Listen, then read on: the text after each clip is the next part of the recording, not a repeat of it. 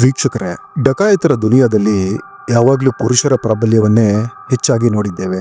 ಆದ್ರೆ 1980ರ ದಶಕದಲ್ಲಿ ಒಬ್ಬ ಮಹಿಳಾ ಡಾಕು ಯಾವ ಮಟ್ಟಗಿನ ಭಯವನ್ನ ಸೃಷ್ಟಿ ಮಾಡಿದ್ಲು ಅಂದ್ರೆ, ಸಂಪೂರ್ಣ ಚಂಬಲ್ ಪ್ರಾಂತ್ಯ ಜಸ್ಟ್ ಆಕೆಯ ಹೆಸರನ್ನ ಕೇಳಿದ್ರೆ ಸಾಕು ನಡುಗಿ ಹೋಗ್ತಿತ್ತು.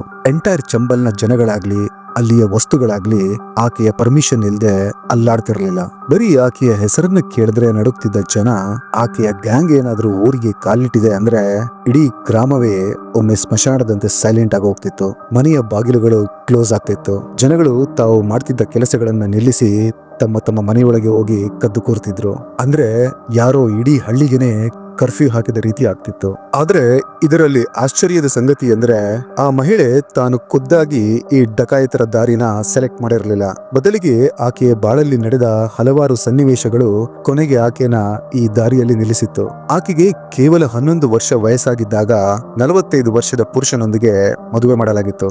ಆತ ಪ್ರತಿ ದಿನ ಹಗಲು ರಾತ್ರಿ ಅನ್ನದೇ ಆಕೆಯನ್ನ ಲೈಂಗಿಕವಾಗಿ ಶೋಷಿಸ್ತಾನೆ. ಆಕೆಗೆ ಒಂದು ಕಡೆ ಗಂಡನಿಂದ ಆಗ್ತಿದ್ದ ಶೋಷಣೆಯನ್ನ ಸಹಿಸ್ಕೋಬೇಕಿತ್ತು, ಮತ್ತೊಂದು ಕಡೆ ಆಕೆಯ ತಂದೆ ತಾಯಿ ನೀನೊಂದು ಕಳಂಕ ಅಂತ ಹೇಳಿ ಯಾವ್ದಾದ್ರೂ ಪಾಳು ಬಾವಿಗೆ ಬಿದ್ದು ಸಾಯಿ ಅಂತಿದ್ರು. ಇಷ್ಟೇ ಅಲ್ಲದೆ ಆಕೆಗೆ 16 ವರ್ಷವಾಗಿದ್ದಾಗ ಆಕೆಯ ಚಿಕ್ಕಪ್ಪ ಆಕೆನ ಡಕಾಯಿತರಿಗೆ ಮಾರಿಬಿಡ್ತಾನೆ. ನಂತರ ಆ ಡಾಕುಗಳು ಕೂಡ ಆಕೆನ ತಿಂದು ತೇಗೋದ್ರಲ್ಲಿ ಏನೂ ಕರುಣೆ ತೋರಿಸಲಿಲ್ಲ. ಆದ್ರೆ ಸಡನ್ ಆಗಿ ಸಮಯ ಯೂಟರ್ನ್ ತಗೊಳುತ್ತೆ. ಅದೇ ಶೋಷಿತ ಮಹಿಳೆ ತನ್ನ ತಲೆಗೆ ಕೆಂಪು ಬಣ್ಣದ ಬಟ್ಟೆ ಕಟ್ಕೊಂಡು ಕೈಯಲ್ಲಿ ಬಂದೂಕು ಹಿಡ್ಕೊಂಡು ಈ ದುನಿಯಾಗೆ ತನ್ನದೇ ಭಾಷೆಯಲ್ಲಿ ಅರ್ಥ ಮಾಡಿಸೋಕೆ ಹೊರಡ್ತಾಳೆ.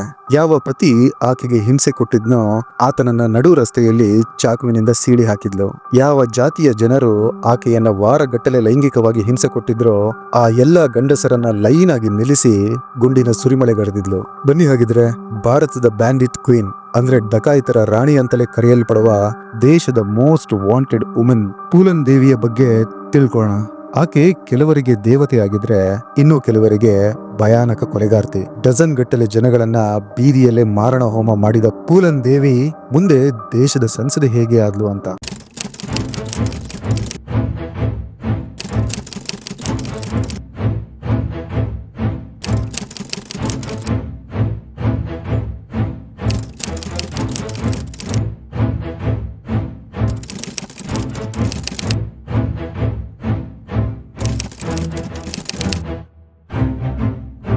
ಪೂಲನ್ ದೇವಿ ಹುಟ್ಟಿದ್ದು ಆಗಸ್ಟ್ 10, 1963ರಲ್ಲಿ ಉತ್ತರ ಪ್ರದೇಶದ ಚಲಾನ್ ಜಿಲ್ಲೆಯಲ್ಲಿ ಜಲ್ವನ್ ಎಂಬ ಹಳ್ಳಿಯಲ್ಲಿ ಒಂದು ದಲಿತ ಕುಟುಂಬದಲ್ಲಿ ಜನಿಸ್ತಾಳೆ. ತಂದೆಯ ಹೆಸರು ದೇವಿದಿನ್ ಲಾಲ್. ಇವರು ಮಲ್ಲ ಕ್ಯಾಸ್ಟ್ಗೆ ಸೇರಿದವರು. ಪೂಲಂಗೆ 3 ಸಹೋದರಿಯರು ಹಾಗೆ ಒಬ್ಬ ಸಹೋದರ ಇದ್ದ. ಕಿತ್ತು ತಿನ್ನು ಬಡತನದಿಂದಾಗಿ ಆಕೆಯ ತಂದೆ ಬೇರೆಯವರ ಜಮೀನಿನಲ್ಲಿ ಕೂಲಿ ಕೆಲಸ ಮಾಡ್ತಿದ್ರು. ಅವರ ಬಳಿ ಇದ್ದ ಚೂರು ಪಾರು ಜಮೀನಿನಲ್ಲಿ ಕಡಲೆ, ಸೂರ್ಯಕಾಂತಿ, ಸಜ್ಜೆ ಬೆಳಿತಿದ್ರು. ಆದ್ರೆ ಕೆಲವು ಸಮಯದ ನಂತರ ಪೂಲಂನ ಅಜ್ಜ ತೀರ್ಕೋತಾರೆ. ಸೊ ಆಗ ಪೂಲಂನ ಚಿಕ್ಕಪ್ಪ ಬಿಹಾರಿ ಲಾಲ್ ಇವರಿಗೆ ಸೇರಿದ ಜಾಗವನ್ನ ಮೋಸದಿಂದ ಕಿತ್ಕೋತಾರೆ. ಹಾಗೆ ಇವರ ಫ್ಯಾಮಿಲಿಗೆ ಬಹಳಷ್ಟು ಹಿಂಸೆನೂ ಕೊಡ್ತಾರೆ. ಪೂಲನ್ ದೇವಿ ಚಿಕ್ಕಂದಿನಿಂದಲೂ ಬಹಳನೇ ಕೋಪದ ಸ್ವಭಾವದವಳು. ಆಕೆಗೆ ಆಗ ಜಸ್ಟ್ 10 ವರ್ಷ ವಯಸ್ಸು. ಆದ್ರೆ ಆ ಚಿಕ್ಕ ವಯಸ್ಸಲ್ಲೇ ಆಕೆ ತನ್ನ ಚಿಕ್ಕಪ್ಪನ ವಿರುದ್ಧ ತೊಡೆ ತಟ್ಟಿ ನಿಂತ್ಕೋತಾಳೆ. ಪೂಲನ್ ದೇವಿ ತನ್ನ ಅಕ್ಕ ರುಕ್ಮಿಣಿ ದೇವಿಯೊಂದಿಗೆ ಸೇರ್ಕೊಂಡು ಅದೇ ಜಾಗದಲ್ಲಿ ಧರಣಿ ಕೂತ್ಕೋತಾಳೆ. ಹಾಗೆ ತಮ್ಮ ಜಮೀನನ್ನ ವಾಪಸ್ ಕೊಡುವಂತೆ ತನ್ನ ಚಿಕ್ಕಪ್ಪನ ಮೇಲೆ ಒತ್ತಡ ಹಾಕೋಕೆ ಶುರು ಮಾಡ್ತಾಳೆ. ಈ ವಿಷಯದಿಂದ ಕೋಪಗೊಂಡ ಚಿಕ್ಕಪ್ಪನ ಮಗ ಮಯಾದಿನ್ ಇಬ್ಬರಿಗೂ ಸರಿಯಾಗಿ ಹೊಡಿತಾನೆ. ಆದ್ರೆ ಪೂಲಂ ದೇವಿ ಮಾತ್ರ ಎಷ್ಟರ ಮಟ್ಟಿಗೆ ಹೋರಾಟ ಮಾಡ್ತಾಳೆ ಅಂದ್ರೆ, ಕೊನೆಯದಾಗಿ ಆಕೆಗೆ ಇಟ್ಟಿಗೆಯಿಂದ ಹೊಡೆದು ಪ್ರಜ್ಞೆ ತಪ್ಪಿಸಿ ಅಲ್ಲಿಂದ ಹೊರ ಹಾಕಲಾಗಿತ್ತು. ಪೂಲನ್ ದೇವಿಯ ಈ ಹಠಮಾರಿತನದಿಂದ ಮುಂದೆ ಆಕೆಗೆ ಬಹಳನೇ ದೊಡ್ಡ ಬೆಲೆ ತರಬೇಕಾಯ್ತು. ತನ್ನ ಚಿಕ್ಕಪ್ಪನ ವಿರುದ್ಧ ಹೋಗಿದ್ದಕ್ಕೆ ಆಕೆಯ ತಂದೆ ತಾಯಿ 11 ವರ್ಷದ ಪೂಲಂ ದೇವಿಯನ್ನ ಒಂದು ಹಸು ಹಾಗೆ ಒಂದು ಸೈಕಲ್ಗೆ 45 ವರ್ಷದ ಪುಟ್ಟಿಲಾಲ್ ಎಂಬ ಪುರುಷನಿಗೆ ಕೊಟ್ಟು ಮದುವೆ ಮಾಡ್ತಾರೆ. ಆತ ಕೊಟ್ಟಿದ್ದ ಒಂದು ಹಸು ಹಾಗೆ ಒಂದು ಸೈಕಲ್ಗೆ ಪೂಲನ್ ದೇವಿಯನ್ನ ಯಾವ ರೀತಿ ನಡೆಸ್ಕೋತಾನೆ ಅಂದ್ರೆ, ಆಕೆಯನ್ನ ಒಂದು ಸಣ್ಣ ಹುಡುಗಿ ಅಂತ ನೋಡೋದು ಸಾಯ್ಲಿ, ಯಾವುದೋ ಅಂಗಡಿಯಿಂದ ತಂದಿರೋ ಆಟದ ಸಾಮಾನಿನಂತೆ ಟ್ರೀಟ್ ಮಾಡ್ತಾನೆ. 11 ವರ್ಷದ ಪೂಲಂ ದೇವಿ ಮೇಲೆ ಬಹಳನೇ ಕ್ರೂರವಾಗಿ ಲೈಂಗಿಕ ಶೋಷಣೆ ಮಾಡ್ತಾನೆ. ನಂತರ ಆಕೆನ ನಿರಂತರವಾಗಿ ಹೊಡೆಯೋಕೆ ಶುರು ಮಾಡ್ತಾನೆ. ಪೂಲನ್ ದೇವಿ ಇದನ್ನೆಲ್ಲ ದಿನ, ವಾರ, ತಿಂಗಳು ಅಂತ ವರ್ಷಗಟ್ಟಲೆ ತನ್ನ ಪತಿ ಕೊಡ್ತಿದ್ದ ಹಿಂಸೆಯನ್ನ ಸಹಿಸ್ಕೋತಾಳೆ. ಇದರಿಂದ ಪೂಲಂ ದೇವಿಯ ಆರೋಗ್ಯ ಕೂಡ ಕೆಡ್ತಾ ಬರುತ್ತೆ. ಒಂದು ದಿನ ಪೂಲಂ ತನ್ನ ಗಂಡನ ಮನೆಯನ್ನ ಬಿಟ್ಟು ತನ್ನ ತವರು ಮನೆಗೆ ವಾಪಸ್ ಬರ್ತಾಳೆ. ಮಗಳು ಗಂಡನ ಮನೆ ಬಿಟ್ಟು ತವರು ಮನೆಯಲ್ಲಿರೋದು ಆ ಗ್ರಾಮದ ಜನಗಳಿಗೆ ಸಹಿಸ್ಕೊಳ್ಳೋಕೆ ಆಗೋದಿಲ್ಲ. ಆಕೆನ ವಾಪಸ್ ಕಳಿಸುವಂತೆ ಡಿಮ್ಯಾಂಡ್ ಮಾಡ್ತಾರೆ. ಈವನ್ ಪೂಲಂ ದೇವಿಯ ತಾಯಿ ಕೂಡ ಹೇಳ್ತಾರೆ, ನೀನು ನಮ್ಮ ಮನೆಗೆ ಒಂದು ದೊಡ್ಡ ಕಳಂಕ ಇದ್ದಂತೆ, ಇಲ್ಲಿ ಬಂದು ನಮ್ಮ ಜೊತೆ ಇರೋ ಬದಲು ಯಾವ್ದಾದ್ರು ಬಾವಿಗೆ ಬಿದ್ದು ಸಾಯ್ಬಾರ್ದ ಅಂತಾರೆ. ಇಷ್ಟು ಸಾಲಲ್ಲ ಅಂತ ಪುನಃ ಪೂಲಂ ಹಾಗೆ ಚಿಕ್ಕಪ್ಪನ ಮಗನೊಂದಿಗೆ ಅವರ ಜಮೀನಿನ ವಿಷಯವಾಗಿ ಮತ್ತೆ ಜಗಳವಾಗುತ್ತೆ. ಈ ಜಗಳದಲ್ಲಿ ಮತ್ತೆ ಆತ ಪೂಲಂನ ತಲೆಯನ್ನ ಇಟ್ಟಿಗೆಯಿಂದ ಹೊಡೆದು ಗಾಯ ಮಾಡಿ ಹಾಕ್ತಾನೆ. ಈ ಪರ್ಟಿಕ್ಯುಲರ್ ವಿಷಯವಾಗಿ ಪೂಲಂ ದೇವಿಯನ್ನ 1979ರಲ್ಲಿ 1 ತಿಂಗಳವರೆಗೆ ಜೈಲಿನಲ್ಲಿ ಇಡಲಾಯಿತು. ಅಲ್ಲಿಯೂ ಕೂಡ ಪೊಲೀಸರು ಆಕೆಗೆ ಕೊಡಬಾರದ ಲೈಂಗಿಕ ಕಷ್ಟಗಳನ್ನ ಕೊಡ್ತಾರೆ. ಜೈಲಿನಿಂದ ಹೊರಬಂದ ಮೇಲೆ ಪೂಲಂಗೆ ವಿಧಿ ಇಲ್ಲದೆ ತನ್ನ ಗಂಡನ ಮನೆಗೆ ಹೋಗ್ಲೇಬೇಕಾಯ್ತು. ಆದ್ರೆ ಪೂಲನ್ಗೆ ಅಲ್ಲಿಗೆ ಹೋದ ಮೇಲೆ ಗೊತ್ತಾಗತ್ತೆ ಆಕೆಯ ಗಂಡ ಪುಟ್ಟಿಲಾಲ್ ಬೇರೊಂದು ಮದುವೆ ಮಾಡ್ಕೊಂಡಿದ್ದಾನೆ ಅಂತ. ಪೂಲನ್ ದೇವಿ ತನ್ನ ಗಂಡನ ಮನೆಗೆ ಬಂದಾಗ ಆತ ಹಾಗೂ ಆತನ ಹೊಸ ಪತ್ನಿ ಸೇರ್ಕೊಂಡು ಬಹಳನೇ ಅವಮಾನ ಮಾಡ್ತಾರೆ, ಬಹಳನೇ ಹೊಡಿತಾರೆ. ಅಷ್ಟೊತ್ತಿಗಾಗ್ಲೇ ಪೂಲಂಗೆ ಇನ್ನು ನನಗೆ ಎಲ್ಲೂ ಜಾಗ ಇಲ್ಲ ಅನ್ನೋದು ಗೊತ್ತಾಗಿತ್ತು. ಊರಲ್ಲಿರೋ ಪ್ರತಿ ಗಂಡಸು ಆಕೆನ ನೋಡ್ತಿದ್ದ ದೃಷ್ಟಿಯೇ ಬೇರೆ. ಕೊನೆಯದಾಗಿ ವಿಧಿ ಇಲ್ಲದೆ ತನ್ನ ತಂದೆ ತಾಯಿಯ ಮನೆಗೆ ಬಂದ್ರೆ ಅಲ್ಲೂ ಅವರುಗಳು ಆಕೆನ ನಾಯಿಗಿಂತ ಕೀಳಾಗಿ ನೋಡ್ತಿದ್ರು. ಆಕೆ ಮನೆಗೆ ವಾಪಸ್ ಬಂದಿದ್ದು ಆಕೆಯ ತಂದೆ ತಾಯಿಗಿಂತ ಹೆಚ್ಚಾಗಿ ಆಕೆಯ ಚಿಕ್ಕಪ್ಪನಿಗೆ ಸಹಿಸ್ಕೊಳಕ್ಕಾಗ್ಲಿಲ್ಲ.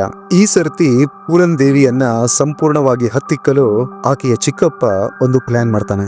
ಅದರಂತೆ ಪೂಲಂ ದೇವಿಯನ್ನ ಅಲ್ಲಿಯ ಲೋಕಲ್ ಡಕಾಯಿತರಿಗೆ ಹಸ್ತಾಂತರಿಸೋಕೆ ನಿರ್ಧರಿಸ್ತಾನೆ. ಒಂದು ದಿನ ಡಕಾಯಿತರ ಗುಂಪೊಂದು ಆಕೆಯ ಮನೆಯಿಂದ ಅಪಹರಣ ಮಾಡೋಕೆಂದು ಬರ್ತಾರೆ. ಆದ್ರೆ ಪೂಲನ್ ದೇವಿ ಅಲ್ಲಿಂದ ಅವರನ್ನ ನೋಡಿ ಓಡಿ ಹೋಗ್ತಾಳೆ. ಆದ್ರೆ ಡಕಾಯಿತರು ಪೂಲನ್ ದೇವಿ ತಮ್ಮನನ್ನ ತಮ್ಮ ಜೊತೆ ಕರ್ಕೊಂಡು ಹೋಗ್ತಾರೆ. ಈಗ ಪೂಲಂ ದೇವಿಯ ಬಳಿ ಬೇರೆ ದಾರಿ ಇರಲಿಲ್ಲ. ತನ್ನ ತಮ್ಮನನ್ನ ಉಳಿಸ್ಕೋಬೇಕು ಅಂದ್ರೆ ಪೂಲನ್ ದೇವಿ ತನ್ನನ್ನ ತಾನು ಡಕಾಯಿತರಿಗೆ ಒಪ್ಪಿಸ್ಕೊಳ್ಳೇಬೇಕಾಗಿತ್ತು. ಸೊ ಅದರಂತೆ 16 ವರ್ಷದ ಪೂಲನ್ ದೇವಿ ಭಯಾನಕ ಡಕಾಯಿತರ ಕೈಯಲ್ಲಿ ಬಂದಿಯಾಗ್ತಾಳೆ. ಈ ಡಕಾಯಿತರ ಗುಂಪಿನ ನಾಯಕ ಬಾಬು ಗುಜ್ಜರ್. ಆತ ಪೂಲಂ ದೇವಿಯಳನ್ನ ನೋಡ್ತಿದ್ದಂತೆ ಆಕೆಯ ಸೌಂದರ್ಯಕ್ಕೆ ಮಾರಿ ಹೋಗ್ತಾನೆ. ಆತ ಆಕೆನ ತನ್ನ ಗುಲಾಮಳನ್ನಾಗಿ ಮಾಡ್ಕೋತಾನೆ. ಬಹಳಷ್ಟು ಸರ್ತಿ ಲೈಂಗಿಕವಾಗಿ ಬಳಸ್ಕೋತಾನೆ. ಮೊದಲೇ ತನ್ನ ಸ್ವಂತ ಮನೆ ಹಾಗೆ ಗಂಡನ ಮನೆಯಲ್ಲಿ ಅನುಭವಿಸಿದ ನೋವಿನ ಮೇಲೆ ಈಗ ಖಾರದ ಪುಡಿ ಹಾಕಿದಂತಾಗಿತ್ತು. ಬಾಬು ಗುಜ್ಜರ್ನ ದೌರ್ಜನ್ಯ ಬಹಳನೇ ಮಿತಿ ಮೀರುತ್ತೆ. ಈ ಬಾಬು ಗುಜ್ಜರ್ನ ಗುಂಪಿನಲ್ಲಿ ವಿಕ್ರಮ್ ಮಲ್ಲ ಎಂಬ ಇನ್ನೊಬ್ಬ ನಾಯಕನಿದ್ದ. ಪೂಲನ್ ದೇವಿ ಈತನ ಜಾತಿಗೆ ಸೇರಿದವಳಾಗಿದ್ಲು. ಆತನಿಗೆ ಪೂಲಂ ದೇವಿಗೆ ನಡೆದ ಶೋಷಣೆಯ ಬಗ್ಗೆಯೂ ಗೊತ್ತಿತ್ತು. ಹಾಗಾಗಿ ವಿಕ್ರಮ್ ಮಲ್ಲನ ಮನಸ್ಸಲ್ಲಿ ಆಕೆಗಾಗಿ ಸ್ವಲ್ಪ ಅನುಕಂಪವಿತ್ತು. ಜೊತೆಗೆ ಆತನ ನಾಯಕ ಪೂಲಂ ದೇವಿಯೊಂದಿಗೆ ನಡೆದುಕೊಳ್ಳುತ್ತಿದ್ದ ರೀತಿಯ ಬಗ್ಗೆಯೂ ವಿಷಾದವಿತ್ತು. ಸೊ ಹಾಗಾಗಿ ವಿಕ್ರಮ್ ತನ್ನ ನಾಯಕ ಬಾಬು ಗುಜ್ಜರ್ನ ಬಳಿ ಪೂಲಂ ದೇವಿಯನ್ನ ಹಿಂಸಿಸಬೇಡಿ ಅಂತ ಮನವಿ ಮಾಡ್ಕೋತಾನೆ. ಆದ್ರೆ ಬಾಬು ಗುಜ್ಜರ್ ಅದಕ್ಕೆ ಒಪ್ಕೊಳ್ಳದಿದ್ದಾಗ ಒಂದು ದಿನ ವಿಕ್ರಮ್ ತನ್ನ ನಾಯಕ ಬಾಬು ಗುಜ್ಜರ್ನ ಕೊಂದು ಹಾಕ್ತಾನೆ. ನಂತರ ಆತನೇ ಡಕಾಯಿತರ ಗುಂಪಿನ ನಾಯಕನಾಗಿ ಕೂತ್ಕೋತಾನೆ. ಇದಾದ ನಂತರ ವಿಕ್ರಮ್ ಪೂಲಂ ದೇವಿಗೆ ಬಂದೂಕನ್ನ ಹೇಗೆ ಚಲಾಯಿಸಬೇಕು, ಶ್ರೀಮಂತರ ಮನೆಯನ್ನ ಹೇಗೆ ಲೂಟಿ ಹೊಡಿಬೇಕು, ಜೊತೆಗೆ ಪೊಲೀಸರ ರೈಡ್ ನಿಂದ ಹೇಗೆ ತಪ್ಪಿಸಿಕೊಳ್ಬೇಕು ಅಂತ ಹಲವಾರು ಡಕಾಯಿತರ ಟೆಕ್ನಿಕ್ ಗಳನ್ನ ಹೇಳಿಕೊಡ್ತಾನೆ. ಪೂಲಂ ದೇವಿಯ ಲೈಫ್ ಇಲ್ಲಿಂದ ಕಂಪ್ಲೀಟ್ ಆಗಿ ಚೇಂಜ್ ಆಗಿ ಹೋಗುತ್ತೆ. ತಲೆಗೆ ಕೆಂಪು ಪಟ್ಟಿ ಕಟ್ಕೊಂಡು ಕೈಯಲ್ಲಿ ಬಂದೂಕನ್ನ ಹಿಡ್ಕೊಂಡು ತನ್ನ ಗುಲಾಮಗಿರಿಯ ಬದುಕನ್ನ ಹಿಂದೆ ಬಿಟ್ಟು ಮುಂದೆ ಬರ್ತಾಳೆ. ಪೂಲಂ ದೇವಿಯ ಬದುಕು ಚೇಂಜ್ ಆಗೋಕೆ ಮುಖ್ಯ ಕಾರಣ ವಿಕ್ರಮ್ ಮಲ್ಲ. ಸೊ ಈಗ ಇವರಿಬ್ಬರು ಒಬ್ಬರನ್ನೊಬ್ಬರು ಪ್ರೀತಿಸೋಕೆ ಶುರು ಮಾಡ್ತಾರೆ. ವಿಕ್ರಮ್ ಮಲ್ಲನಿಂದಾಗಿ ಡಕಾಯಿತರ ಗ್ಯಾಂಗ್ ನಲ್ಲಿ ಪೂಲಂ ದೇವಿಯ ಹೆಸರು ಕೂಡ ಸದ್ದು ಮಾಡೋಕೆ ಶುರು ಆಗತ್ತೆ. ಮುಂದೆ 1 ವರ್ಷದಲ್ಲಿ ವಿಕ್ರಮ್ ಹಾಗೂ ಪೂಲನ್ ತಮ್ಮ ಡಕಾಯಿತರ ಗುಂಪನ್ನ ಇಟ್ಕೊಂಡು ಬಹಳಷ್ಟು ಶ್ರೀಮಂತರ ಮನೆಗಳನ್ನ ಕೊಳ್ಳೆ ಹೊಡಿತಾರೆ, ಹಣವನ್ನ ಲೂಟಿ ಮಾಡ್ತಾರೆ. ಪೊಲೀಸರಿಂದ ತಪ್ಪಿಸಿಕೊಳ್ಳೋಕೆ ವಿಕ್ರಮ್ ಮಲ್ಲ ಮತ್ತು ಗ್ಯಾಂಗ್ ದೇವರಿಯಾ, ಕಾನ್ಪುರ್, ಒರಿಯನ ಅಡಗುತಾಣಗಳಲ್ಲಿ ಆಗಾಗ ಸ್ಥಳ ಬದಲಾವಣೆ ಮಾಡಿಕೊಂಡು ಬದುಕ್ತಾರೆ. ಪೂಲನ್ ದೇವಿ ಶ್ರೀಮಂತರನ್ನ ಲೂಟಿ ಮಾಡಿ ಆ ಹಣವನ್ನ ಬಡವರಿಗೆ ಹಂಚುತ್ತಿದ್ಲು. ಇದರಿಂದ ಪೂಲಂ ದೇವಿಯ ಹೆಸರು ಲೋವರ್ ಕ್ಯಾಸ್ಟ್ ಜನಗಳ ಮಧ್ಯೆ ಬಹಳನೇ ಪಾಪ್ಯುಲರ್ ಆಗ್ತಾ ಬರುತ್ತೆ. ಹಾಗಾಗಿ ಜನಗಳು ಆಕೆನ ದಾಸಿಯು ಸುಂದರಿ ಅಂತಲೂ ಕರೆಯೋಕೆ ಶುರು ಮಾಡ್ತಾರೆ. ಇದಾದ ನಂತರ ಪೂಲಂ ದೇವಿ ತನ್ನ ಗಂಡನ ವಿರುದ್ಧ ಸೇಡು ತೀರಿಸಿಕೊಳ್ಳೋ ಉದ್ದೇಶದಿಂದ ಹಾಡ ಹಗಲೇ ಆತನ ಊರಿಗೆ ನುಗ್ಗಿ ಆತನನ್ನ ಚಾಕುವಿನಿಂದ ಚುಚ್ಚಿ ಅರ್ಧ ಪ್ರಾಣ ಮಾಡಿ ಹಾಕ್ತಾಳೆ. ಇದಾದ ನಂತರ ಇಡೀ ಗ್ರಾಮಸ್ಥರಿಗೆ ಒಂದು ಸೂಚನೆಯನ್ನ ಹೊರಡಿಸ್ತಾಳೆ. ಅದರಂತೆ ಇವತ್ತಿಂದ ಯಾವುದೇ ಮುದುಕ ಚಿಕ್ಕ ವಯಸ್ಸಿನ ಹುಡುಗಿಯೊಂದಿಗೆ ಮದುವೆ ಆಗ್ಬಾರ್ದು, ಹಾಗೇನಾದ್ರೂ ಮಾಡ್ಕೊಂಡ್ರೆ ಆತನ ಸ್ಥಿತಿಯು ನನ್ನ ಗಂಡನ ಸ್ಥಿತಿಯೇ ಆಗುತ್ತೆ ಅಂತ ಎಲ್ಲರಿಗೂ ವಾರ್ನಿಂಗ್ ಕೊಡ್ತಾಳೆ. ಈಗ 1980 ಬಂದಾಗಿತ್ತು. ವಿಕ್ರಮ್ ಮಲ್ಲಾಲ್ನ ಹೆಸರಿಡ್ಕೊಂಡು ಈ ಗ್ಯಾಂಗ್ ಬಹಳನೇ ಹೆಸರು ಮಾಡಿತ್ತು. ಪೂಲಂ ದೇವಿಗೆ ಕೂಡ ಎಲ್ಲವೂ ನಾರ್ಮಲ್ ಆಗ್ತಾ ಬರ್ತಾ ಇತ್ತು.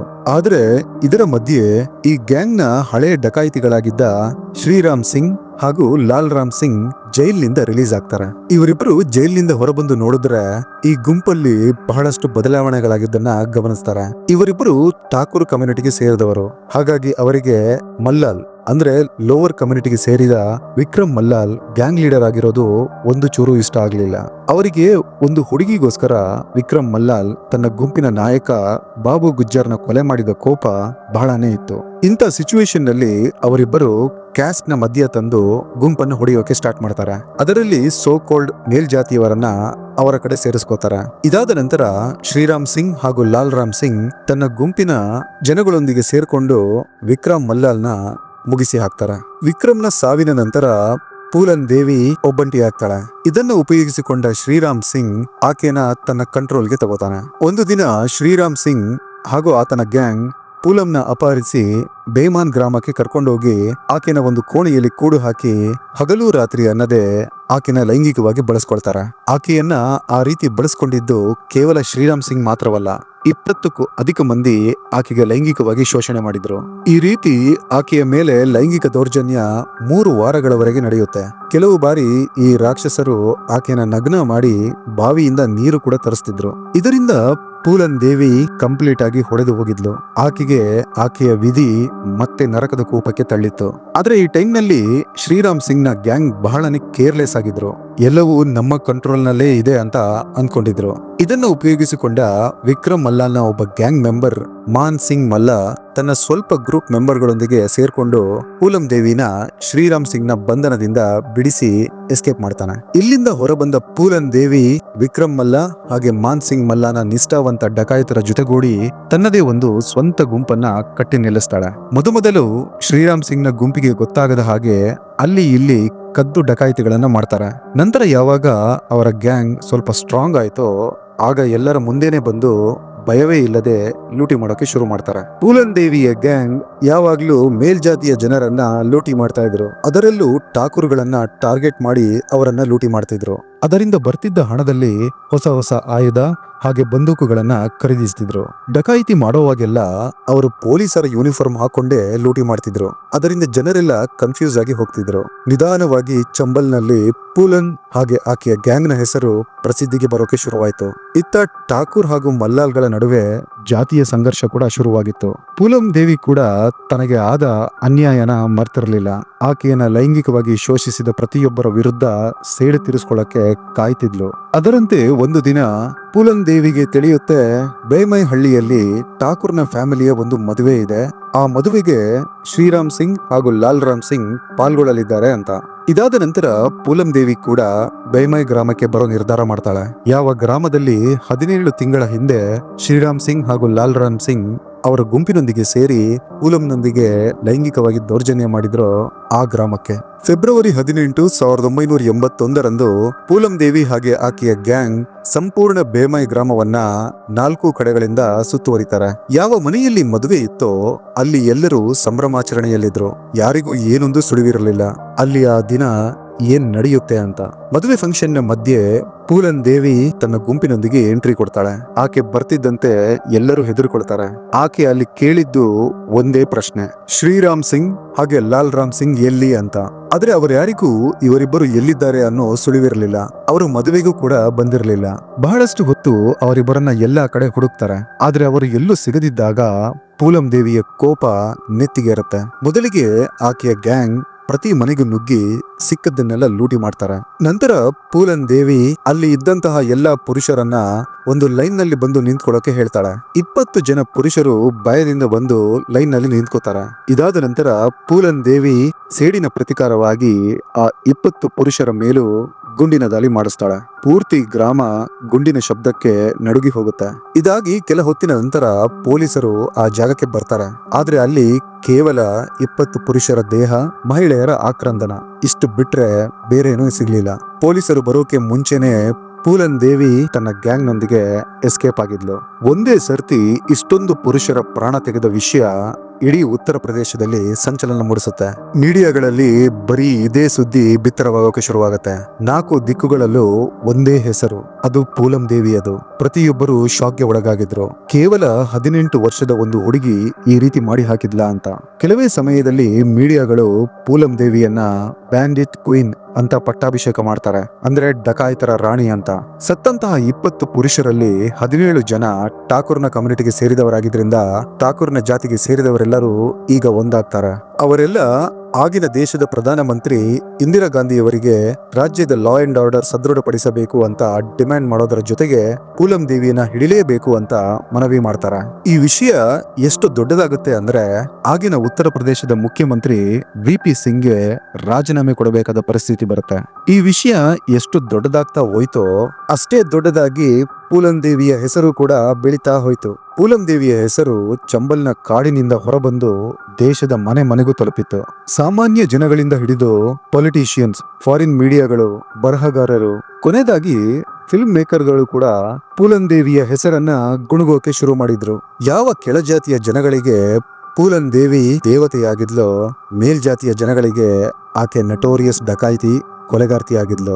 ಯಾವ ಹಳ್ಳಿಯಲ್ಲಿ ಆಕೆ 20 ಜನರನ್ನ ಗುಂಡಿಕ್ಕಿ ಕೊಲೆ ಮಾಡಿದ್ಲೋ ಆ ಗ್ರಾಮದಲ್ಲಿ ಆ 20 ಜನರ ಹೆಸರಲ್ಲಿ ಒಂದು ಸ್ಮಾರಕವನ್ನ ನಿರ್ಮಿಸಲಾಗಿದೆ. ಆ ಸ್ಮಾರಕ ಇಂದಿಗೂ ಪೂಲಂ ದೇವಿಯ ಕ್ರೌರ್ಯ ಹಾಗೆ ಆಕೆಯ ಭಯ ಯಾವ ಪ್ರಮಾಣದಲ್ಲಿತ್ತು ಅನ್ನೋಕೆ ಸಾಕ್ಷಿ. ಪೂಲಂ ದೇವಿಯ ಗ್ಯಾಂಗ್ ಇದ್ದ ಕಾಡು ಉತ್ತರ ಪ್ರದೇಶ ಹಾಗೂ ಮಧ್ಯಪ್ರದೇಶದ ಬಾರ್ಡರ್ ನಲ್ಲಿತ್ತು. ಹಾಗಾಗಿ ಒಂದಲ್ಲ ಎರಡೆರಡು ಸರ್ಕಾರಗಳು ಪೂಲಂ ದೇವಿ ಹಿಡಿಯೋಕೆ ಪಣ ತೊಟ್ಟಿದ್ರು. ಹಾಗಿದ್ರೆ ಕೊನೆಗೂ ಆಕೆನ ಹಿಡಿದ್ರ?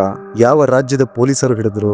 ಇಷ್ಟೊಂದು ಕ್ರಿಮಿನಲ್ ರೆಕಾರ್ಡ್ ಇರೋ ಮಹಿಳೆ ಮುಂದೊಂದು ದಿನ ಸಂಸದೆ ಹೇಗಾದ್ಲು? ಇವೆಲ್ಲ ವಿಷಯವನ್ನ ನಿಮಗೆ ನಾನು ಮುಂದಿನ ಎಪಿಸೋಡ್ ನಲ್ಲಿ ಹೇಳ್ತೀನಿ. ವೀಕ್ಷಕರೇ, ಇದಾಗಿತ್ತು ಇವತ್ತಿನ ಎಪಿಸೋಡ್. ನಿಮ್ಮ ಅಭಿಪ್ರಾಯಗಳನ್ನ ಕಾಮೆಂಟ್ ಸೆಕ್ಷನ್ ಅಲ್ಲಿ ತಿಳಿಸಿ ಅಂತ ರಿಕ್ವೆಸ್ಟ್ ಮಾಡ್ತಾ ಈ ಎಪಿಸೋಡ್ ನ ಇಲ್ಲಿಗೆ ಮುಗಿಸ್ತಿದ್ದೀನಿ. ಸಿಗ್ತೀನಿ ಮುಂದಿನ ಎಪಿಸೋಡ್ ನಲ್ಲಿ. Till then, take care.